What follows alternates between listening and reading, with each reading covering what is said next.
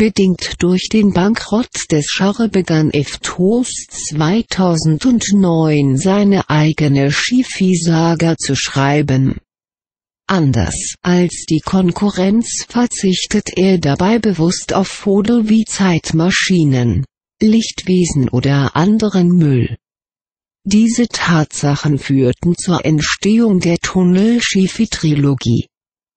F-TOS, das Königreich der Tausend. Diese Trilogie ist eine Science-Fiction-Saga bestehend aus folgenden Büchern: I. Das Königreich der Tausend, 2. Halbwelt, 3. Die letzte Krise. Sie erzählt die Abenteuer dreier Freunde.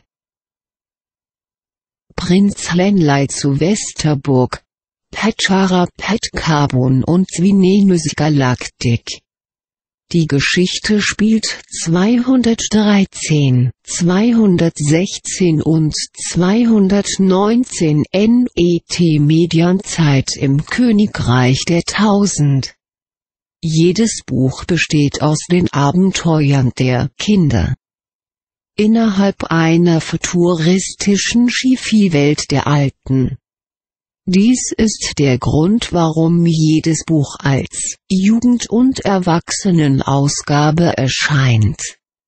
Bestimmte Sci-Fi-Details werden nur in der Erwachsenen-Edition erwähnt.